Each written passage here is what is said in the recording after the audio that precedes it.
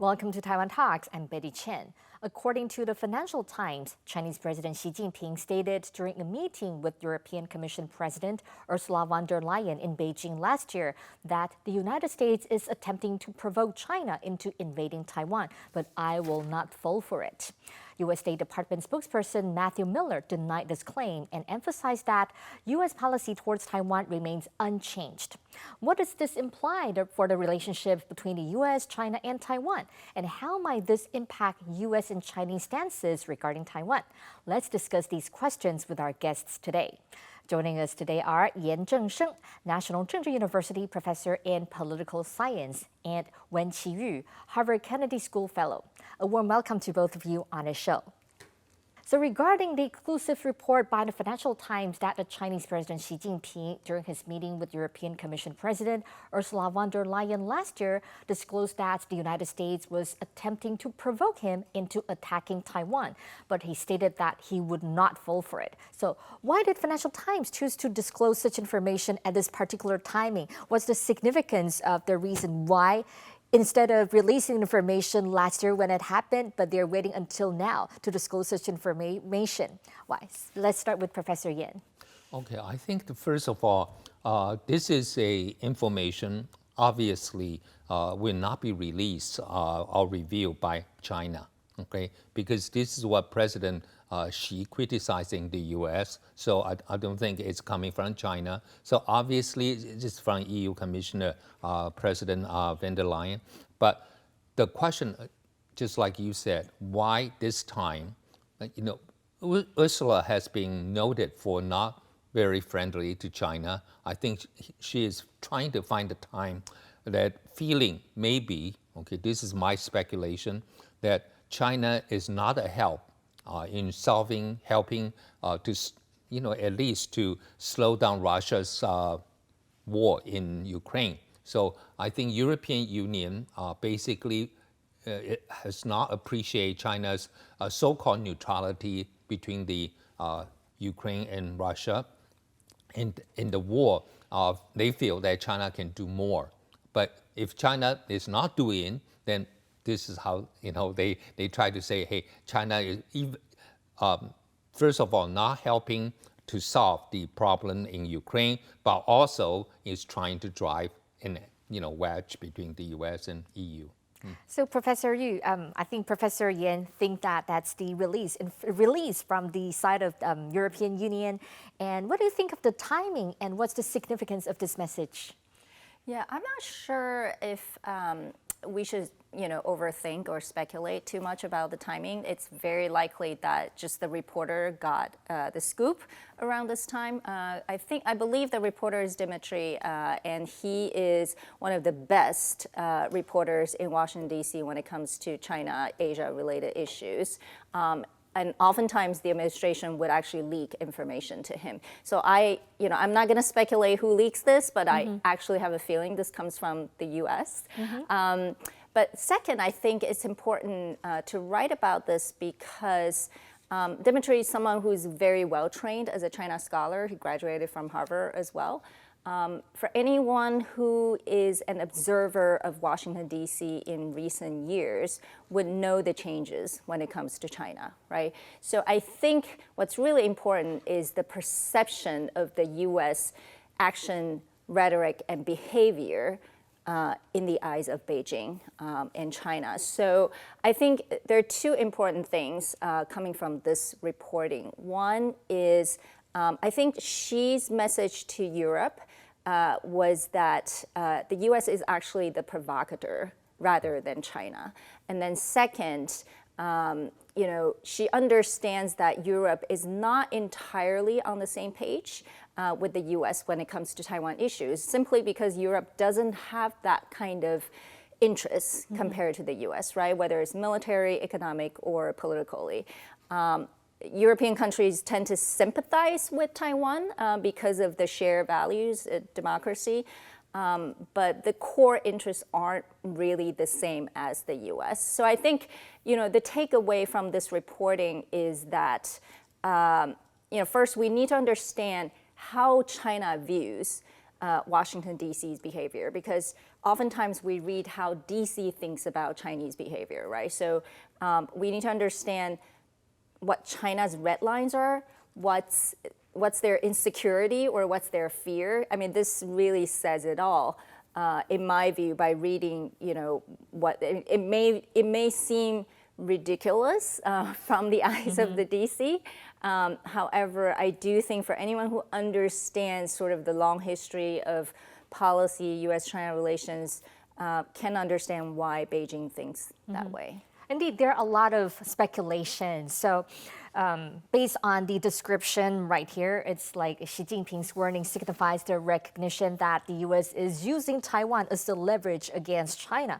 But the State Department spokesperson immediately denied the claim. So how can this be analyzed, and what does this tell us about the stance? Like what you said, it's important not to just understand the perspective of the EU and the U.S. We also need to analyze what's the position of Beijing. So how do you see that, Professor Yu?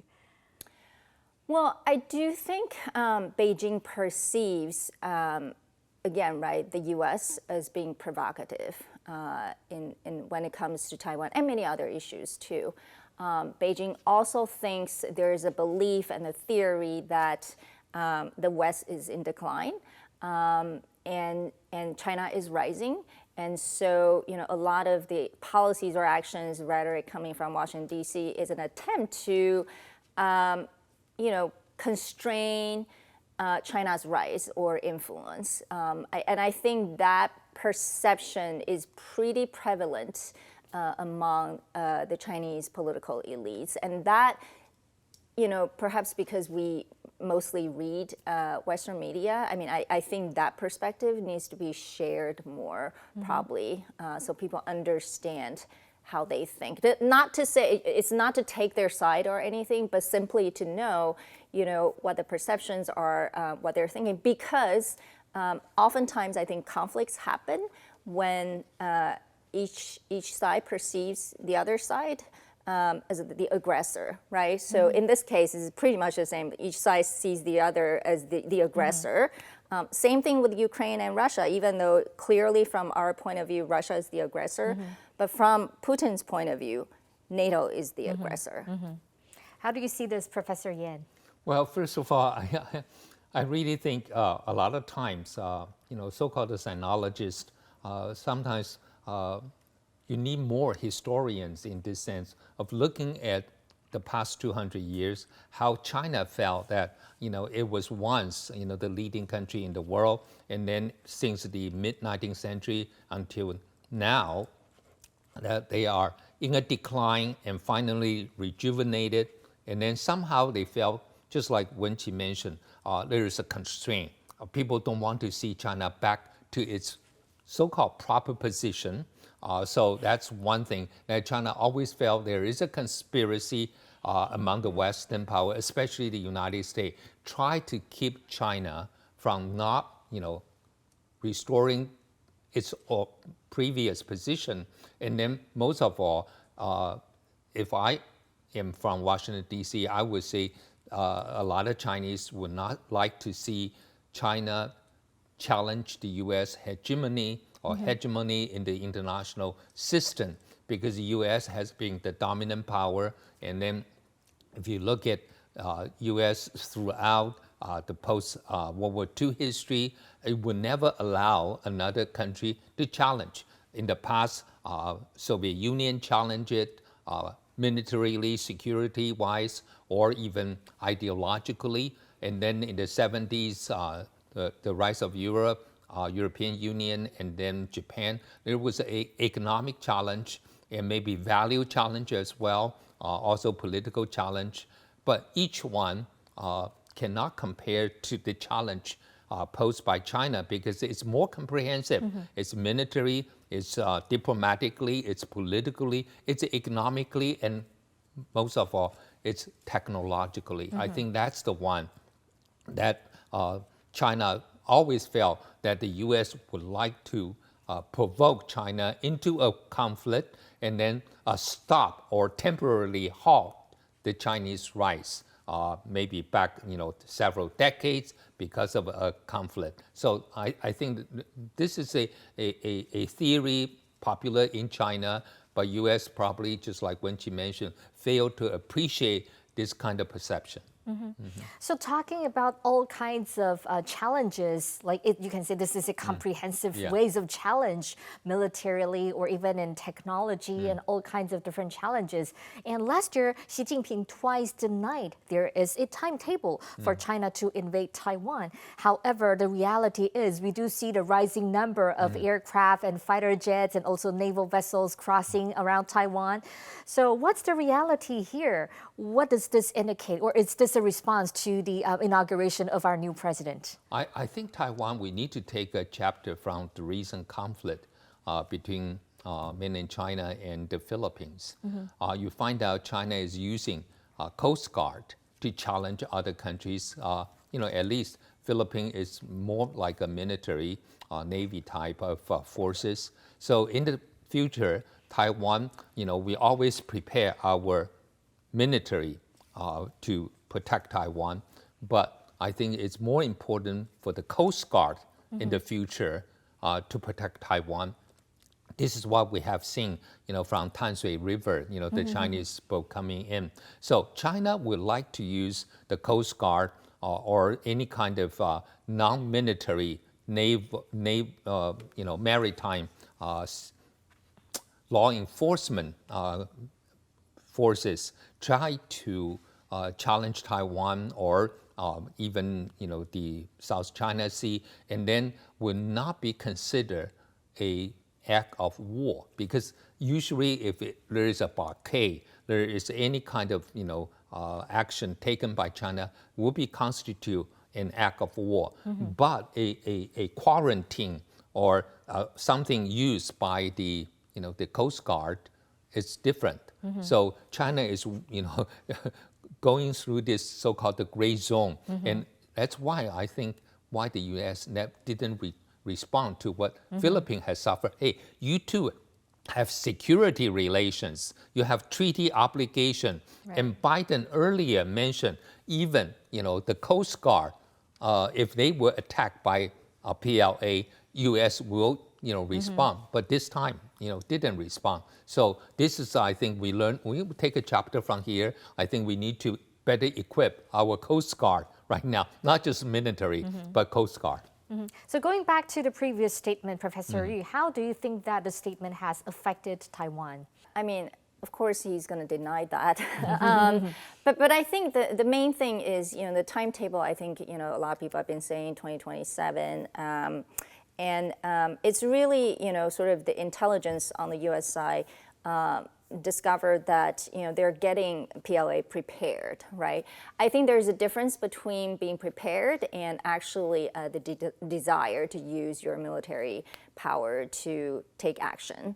I do think Xi Jinping and China may feel threatened. And it's been decades in the making in terms of to modernize the PLA. So getting it ready, I believe, that's something they're doing. In terms of whether he's actually going to take action in 2027, I don't know. We're not sure, right? We're just not him. But the most important thing is for Taiwan to be prepared, and also, the neighboring countries to prepare for the worst scenario. So definitely talking about being prepared, not just for Taiwan, but also for the neighboring countries. We can see that China has been attempting to create an East Asia communist bloc to counter the influence of the Democratic Alliance formed by the United States, Japan, and also Taiwan. So how do we interpret the strategic direction and Xi Jinping's recent focus? Professor Yu. Well, I'm not sure if describing it as East Asian communist bloc is the right framing, because I think it's much more than just, if we're really talking about strictly North Korea and Vietnam and China are the three remaining communist countries.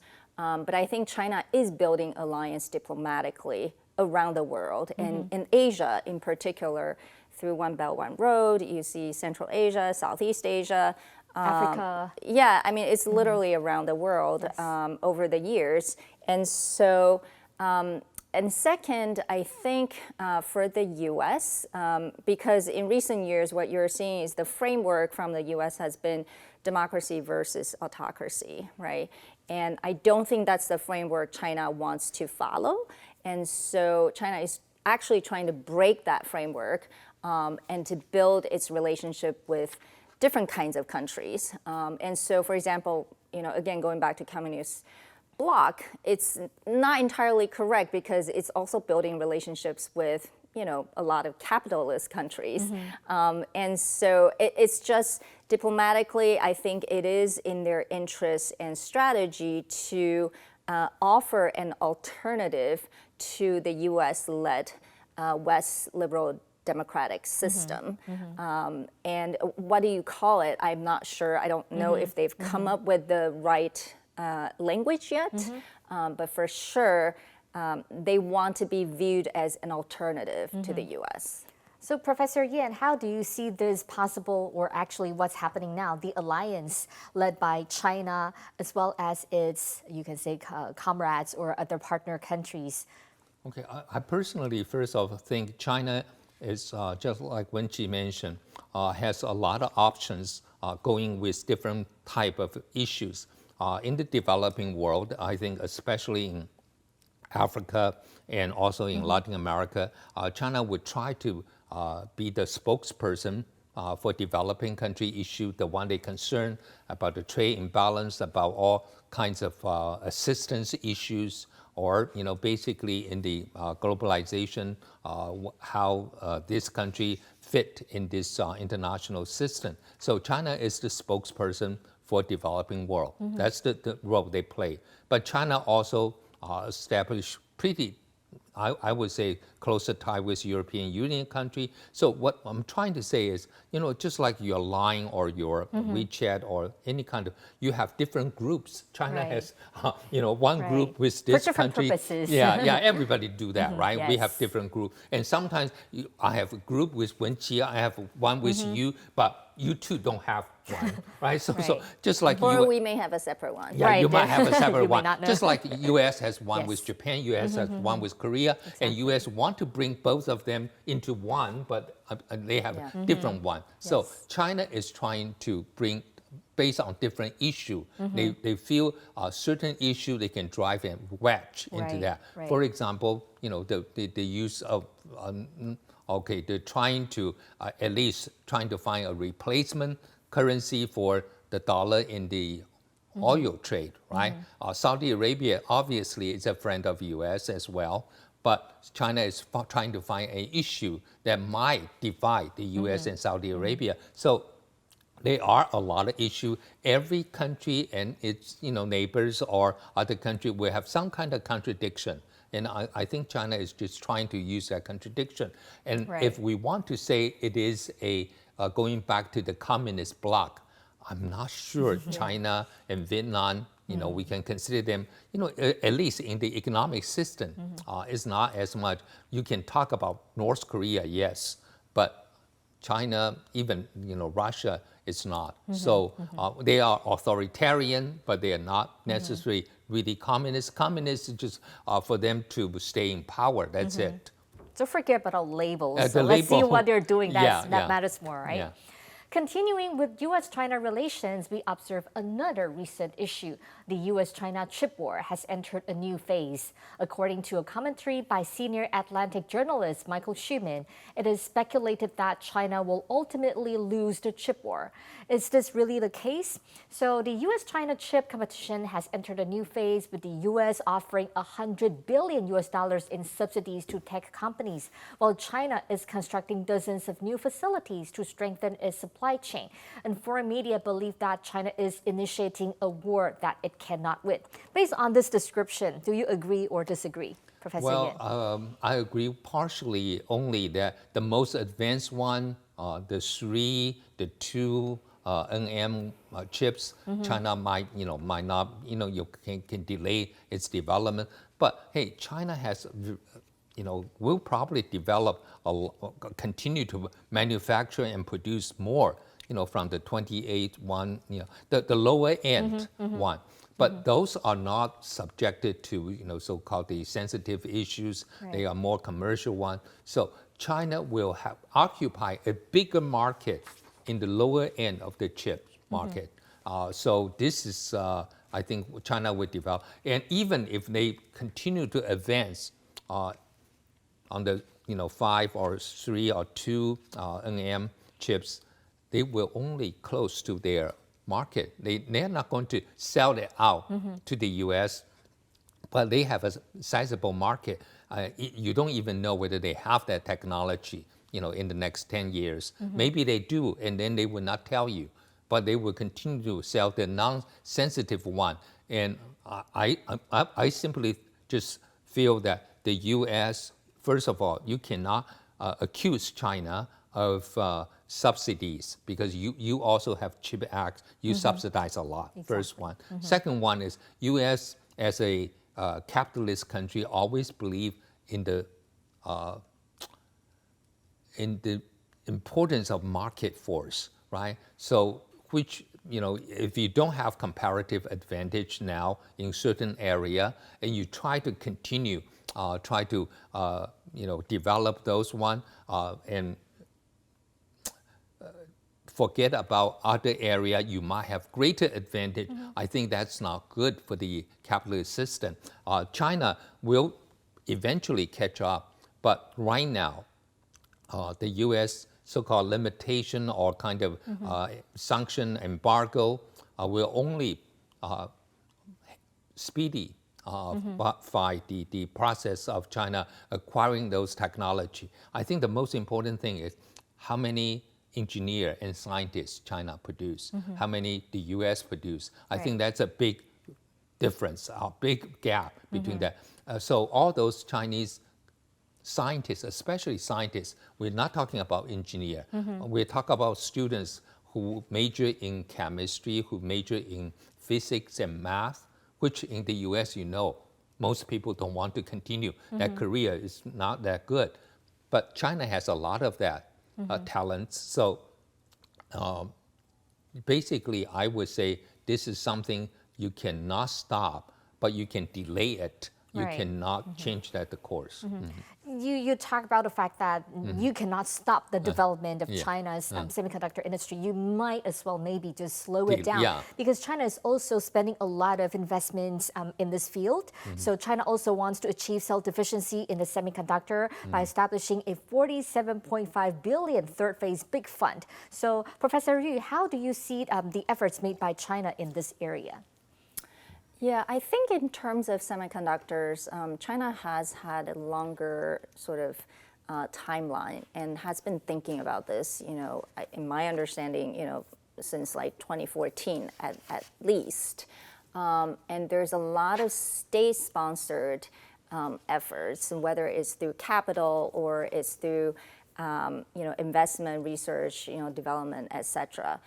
And the U.S., even though the CHIPS Act, didn't pass Congress until 2022, but I would say it was actually during the Trump administration, I think, around that time when sort of, the U.S. government started to look at the semiconductor issue. But it wasn't really until COVID, right, sort of exposed the supply chain risks and the possibility of, not even having enough chips. And then what do we do with the electronics? So I don't know, if all these like state government sponsor efforts may be the ultimate model for semiconductor manufacturing, right? Because if you look at Taiwan, South Korea, Japan, very similar earlier days, it's all government subsidies in some way. And today what we're seeing is Vietnam, India, Saudi Arabia, like a lot of people, a lot of countries want to be part of this, manufacturing competition, maybe chip competition.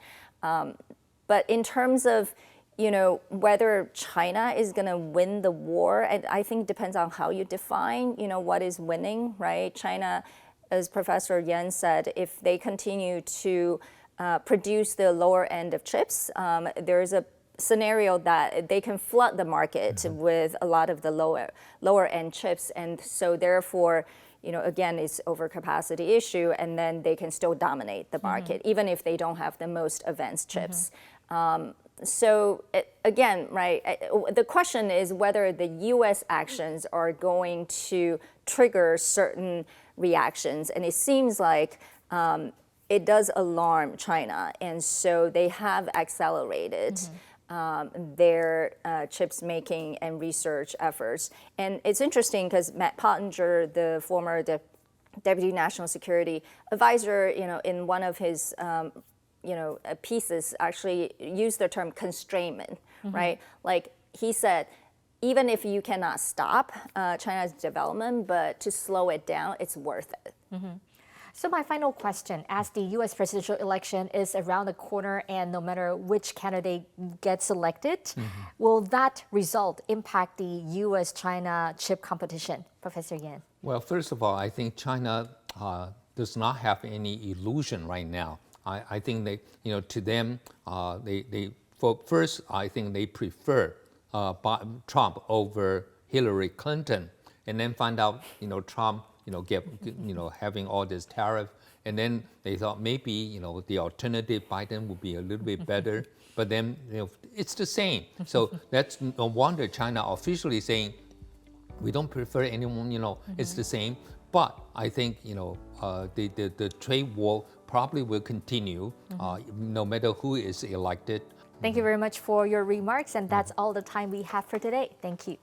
If you liked our show, please search for us on YouTube, give us a thumbs up, and hit subscribe to our channel. Thank you for watching our show today. Stay safe and see you next time.